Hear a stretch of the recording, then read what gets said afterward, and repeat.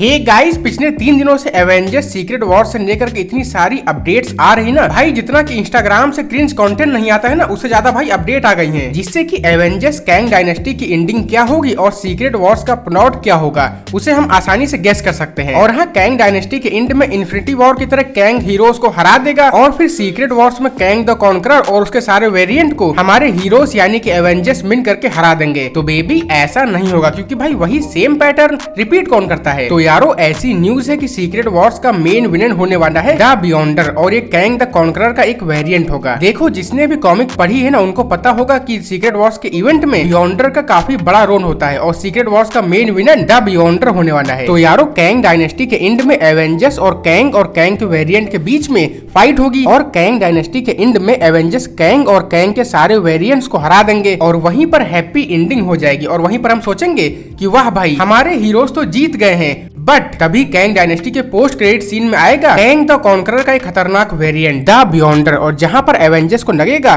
कि हमने तो कैंग और कैंग के सारे वेरिएंट्स को हरा दिया है, पर उनको पता नहीं कि उन सबका बाप यानी कि बियॉन्डर आने वाला है। और भाई तभी तो मजा आएगा ना, मतलब भाई इन्फिनिटी वॉर और एंड गेम का पैटर्न अगर रिपीट होता है ना, तो भाई किसी को मजा नहीं आएगा। पर जैसा कि अभी रूमर्स आ रहे हैं, अगर ऐसा होता है ना, तो भाई बस यही तो चाहिए दोस्तों। बियॉन्डर पूरे मल्टीवर्स के अंदर की रियलिटी को मैनिपुलेट कर सकता है। वो बस अपने सोचने भर से ही अर्थ को डिस्ट्रॉय कर सकता है और अर्थ को रिक्रिएट भी कर सकता है। दोस्तों, कॉमिक में बियॉन्डर ने मल्टीवर्स के हीरोज और विलेन को उठा करके यानी कि ट्रैप करके एक सीक्रेट जगह पर ट्रैप कर दिया था और भाई तभी स्टार्ट हुआ था सीक्रेट वॉर का इवेंट। पर क्या मूवी में ऐसा ही होगा? पता नहीं, शायद ऐसा हो भी सकता है। लेकिन भाई बियॉन्डर अगर सीक्रेट वॉर में आता है ना, तो भाई ये एमसीयू का अब तक की सबसे ज्यादा पावरफुल विलेन होने वाला है। पर अगर मार्वल उसे कैंग के वेरिएंट के रूप में दिखाएगा ना, तो पता नहीं भाई ये सही होगा कि नहीं, क्योंकि भाई मार्वल कहीं बड़े विलेन को दिखाने के चक्कर में बियॉन्डर को वेस्ट ना कर दे, जैसे कि उसने अभी किया था थॉर लव एंड थंडर में गॉर को। मतलब भाई बिना कैरेक्टर डेवलपमेंट के अगर डायरेक्टली वो सीक्रेट वॉर में बियॉन्डर को दिखा देता है, तो मेरे ख्याल से थोड़ा सा अनफेयर तो हो ही जाएगा। तो बैक टू द पॉइंट दोस्तों, ऐसे भी रूमर्स है कि आरडीजे का आयरन मैन सीक्रेट वॉर में रिटर्न करने वाला है और साथ ही टोबी मैguire का स्पाइडरमैन और वुल्वरीन आपस में फाइट करते दिखेंगे। तो भाई ऐसे सीन्स को तो बस सोच कर ही गूज़बम्प्स आ जाते हैं। और ऐसे भी रूमर्स है कि कैंग डायनेस्टी में एमसीयू के मेन टाइमलाइन के हीरोज पर ज्यादा फोकस किया जाएगा, वहीं सीक्रेट वॉर्स में अदर यूनिवर्स के सुपर हीरोज पर ज्यादा फोकस किया जाएगा। और सीक्रेट वॉर्स में एमसीयू के ओन्ड कैरेक्टर भी वापस आएंगे, जैसे कि आरडीजे का आयरन मैन,